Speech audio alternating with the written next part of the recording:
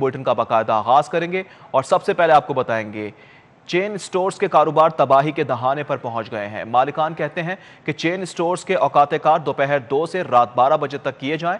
Chain stores के जिम्मे करोड़ों रुपए किरायों, तनख्वाहों, टैक्सेस, यूटिलिटी बिल्स की मद में वाजिबुल अदा रकम है। अरबों के स्टॉक फैक्ट्रियों, आउटलेट्स और गोदामों में पड़े हैं। अगर ईद पर ना बिके तो सूरत हाल कंट्रोल से बाहर हो जाएगी, ये कहा जा रहा है। मालिकान ने चेन स्टोर्स के औकात कार तब्दील करने का मुतालबा कर दिया है। चेन स्टोर्स के कारोबार तबाही के दहाने पर मालिकान कहते हैं कि चेन स्टोर्स के औकात कार दोपहर 2 से रात 12 बजे तक किए जाएं। चेन स्टोर्स के जिम्मे करोड़ों रुपए किरायों, तनख्वाहों, टैक्सेस, यूटिलिटी बिल्स की मद में वाजिबुल अदा रकम है। अरबों के स्टॉक फैक्ट्रियों, आउटलेट्स और गोदामों में पड़े हुए हैं। अगर ईद पर भी ना बिके तो सूरत हाल कंट्रोल से आउट हो जाएगी, बाहर हो जाएगी। मालिकान परेशान होकर रह गए हैं। चेन स्टोर मालिकान की जानिब से मुतालबा किया गया है कि औकात कार में तब्दीली की जाए, 2 से रात 12 बजे तक की इजाजत दी जाए। राना तारिक महबूब कहते हैं चेन स्टोर्स के बिजनेस बंद होने के करीब पहुंच चुके हैं। जबकि मजीद तफसीलात जानेंगे, शहजाद खान अब्दाली भी हमारे साथ लाइन पर मौजूद हैं। शहजाद, बताएगा कितने चेन स्टोर्स हैं जो ये मुतालबा कर रहे हैं? जी बिल्कुल, इस वक्त हम MM आलम रोड गुलबर्ग में मौजूद हैं। यहाँ पे दर्जनों के हिसाब और चेन स्टोर्स के मालिकान का ये कहना है कि चेन स्टोर्स के कारोबार तबाही के दहाने पर पहुंच चुके हैं, क्योंकि इनके जिम्मे किरायों, यूटिलिटी बिल्स, तनख्वाहों और दीगर मद में करोड़ों रुपए के वाजिबुल अदा हैं। और चेन स्टोरों की टाइमिंग आजकल कुछ इस तरह की है कि जब कारोबार का टाइम शुरू होता है तो हुकूमत की जानब से दी गई डेडलाइन खत्म हो जाती है, 6 बजे दुकानें बंद हो जाती हैं। इसलिए चेन स्टोर की टाइमिंग जो है वो दोपहर 2 से रात कम से कम 10 बजे तक कर दी जाए, ताकि चेन स्टोर्स का कारोबार चले और जो करोड़ों रुपए की अदायगियां हैं वो वाजिबुल अदा हो। इस हवाले से मालिकान ये कहते हैं कि अरबों रुपए का स्टॉक आउटलेट्स के अंदर, फैक्ट्रियों के अंदर और गोदामों के अंदर पड़ा है। अगर ईद उल फितर पर भी ये स्टॉक ना बिका तो इनके मामला बहुत खराब हो जाएंगे। और इसके अलावा शहरी भी ये कह रहे हैं कि दोपहर के औकात में गर्मी है, रोजा है, इसलिए औकात कार 2 से 10 कर दिए जाएं तो बहुत बेहतर होगा। इस वक्त सदर MM आलम रोड और हमारे साथ कुछ शहरी भी मौजूद हैं, उनसे हम इस हवाले से बात कर रहे हैं। अस्सलाम वालेकुम मियां साहब। जी वालेकुम। मियां साहब, क्या मुतालबा है, क्या इशू आ रहा है आप लोगों को? इशू यही आ रहा है कि अभी जो सिचुएशन जा रही है ना ऑल ओवर द वर्ल्ड, ये कोविड जो है इसने काफ़ी डैमेज किया। हमारा एक्चुअली MM आलम पे जो है ये ब्रांड्स हैं सारे, तो ये बेसिकली सारे लीज पे हैं, रेंट पे हैं, तो इनके काफ़ी ज़्यादा रेंट्स हैं, एम्प्लॉयज़ इनके काफ़ी ज़्यादा हैं। अभी मसला ये आ रहा है कि हमें जो ये टाइमिंग दी गई है ना, इसमें 6 o'clock इसको मार्केट को क्लोज कर देना होता है। ये सब देख रहे हैं खाली है, ब्रांड सारे खाली पड़े हैं इस टाइम। जी इस टाइम आप ये कह रहे हैं, आप देख लें मार्केट का क्या हाल है।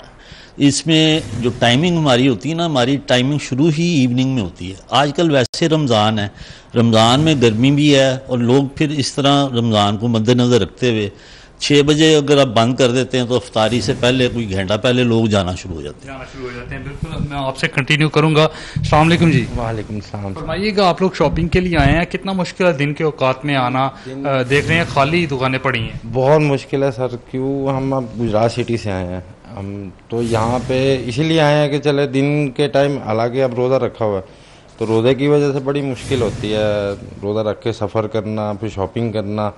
अब रात को जब रोज़े के बाद क्लोजिंग हो जाएगी तो फिर असल टाइमिंग तो फिर स्टार्ट इनको देनी चाहिए गवर्नमेंट को कि आप 6 से चाहे 12 बजे तक रात करते हैं टाइमिंग, ठीक है, लेकिन ये टाइमिंग सूटेबल नहीं है। आपने गुफ्तगू सुनी, जो शहरी हैं वो भी इस हवाले से ये कहते हुए नज़र आ रहे हैं कि ये टाइमिंग उन्हें सूट नहीं करती, क्योंकि रोज़ा है, गर्मी है, इसलिए चेन स्टोर्स की जो टाइमिंग है वो दोपहर 2 से कम रात 10 बजे तक कर दे, ताकि लोग बआसानी शॉपिंग कर सकें, लोगों के लिए भी आसानी हो और चेन स्टोर्स माल।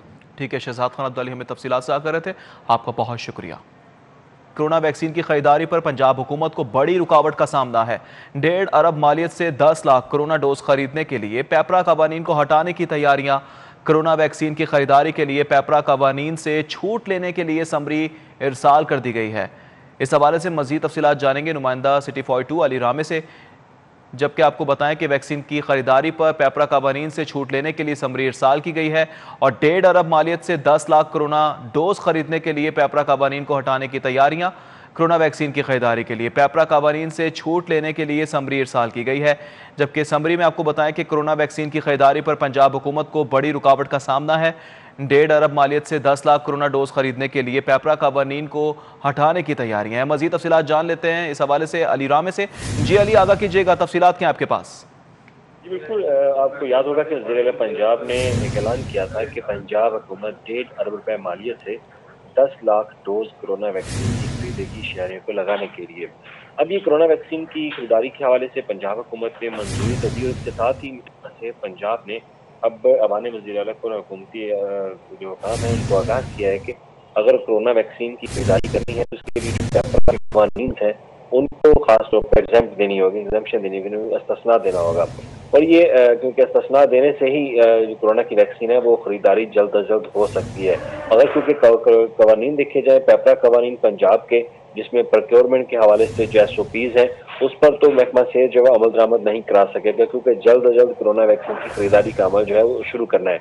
अब इसके लिए महकमा सेहत की तरफ से पंजाब हुकूमत को आगाह किया गया है कि फौरी तौर पर कोरोना वैक्सीन की खरीदारी के लिए महकमा सेहत को 1.5 अरब रुपए मालियत से जो वैक्सीन की खरीदारी करनी है उस पर पैपरा के कवानीन से छूट दे दी जाए, उनको एग्जाम्पशन दे दी जाए ताकि वो आसानी से 1.5 अरब रुपए मालियत की 10 लाख कोरोना वैक्सीन की जो डोज है वो खरीद सकें।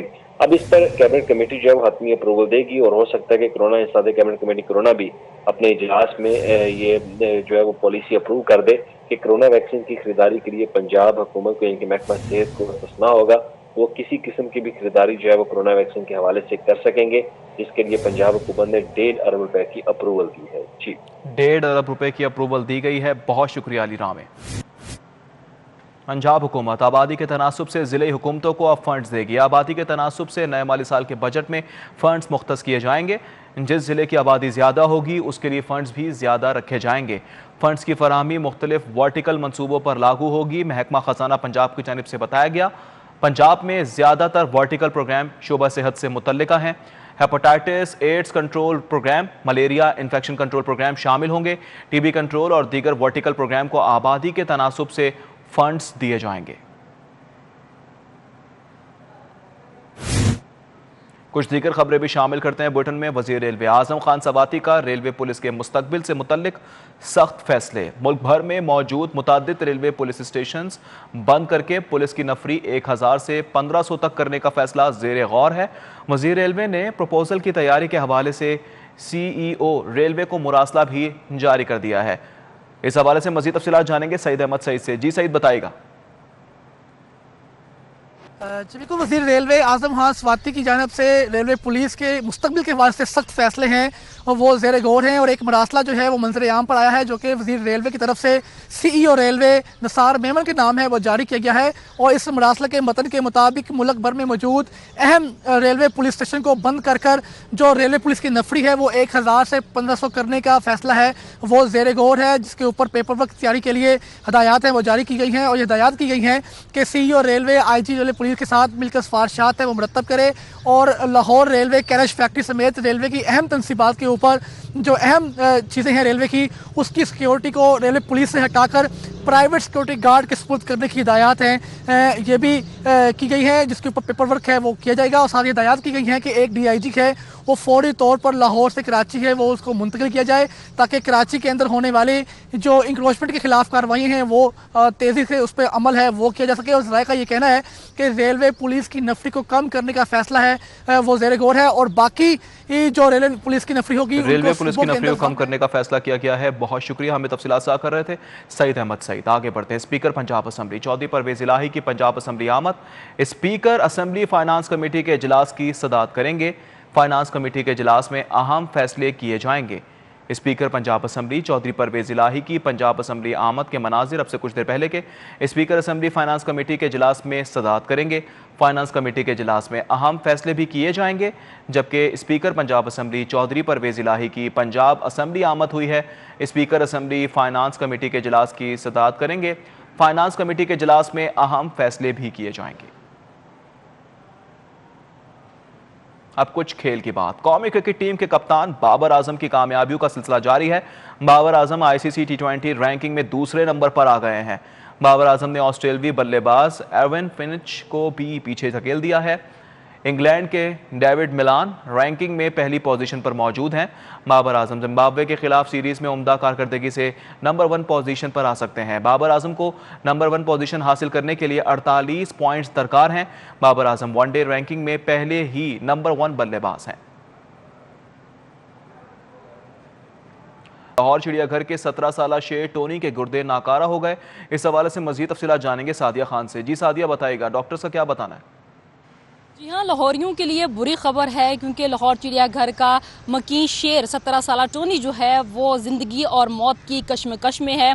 17 साला शेर जो है उसके गुर्दे नकारा हो चुके हैं। इससे कबल जो है मफलूज होने की वजह से उसको खुराक लेने के साथ साथ चलने फिरने में काफ़ी ज़्यादा मुश्किलात का सामना था, जिसकी वजह से लाहौर चिड़ियाघर इंतज़ामिया की जानिब से जंगली हयात को ये तजवीज़ दी गई थी कि इसको पुरसुकून मौत दी जाए ताकि वो अब्दी नींद सो सके और जो ज़िंदगी की मुश्किलात को उसको सामना करना पड़ा है उससे उसे छुटकारा मिल सके। उसके गुर्दे नकारा हो चुके हैं, उसको खुराक लेने में भी काफ़ी ज़्यादा मसला है। तिब्बी मुआयना उसका रोज़ाना की बुनियाद पर किया जा रहा है। कहा यह जा रहा है कि खुराक खाने के बाद टोनी जो कि 17 साल की उम्र का है उसकी तबीयत काफ़ी ज़्यादा ख़राब होती है और फालिज की वजह से वो चलना फिरना उसके लिए काफ़ी ज़्यादा मुश्किल है, जिसकी वजह से वो ज़िंदगी और मौत की कश्मकश में है। और कहा यह जा रहा है कि उसको खुराक के बाद जब उसकी तबीयत ख़राब होती है उसके बाद भी उसका तिब्बी मुआयना किया जाता है। तो इससे जो रिपोर्ट्स अभी इसकी करवाई गई हैं उसमें यह आया है कि जी टोनी के गुर्दे मजीद भी रिपोर्ट्स दी जा रही हैं, नरम ग़िज़ा खिलाई जा रही है। सादिया खान, बहुत शुक्रिया। इसी के साथ ही न्यूज़ स्टूडियो से फिल वक्त इतना ही।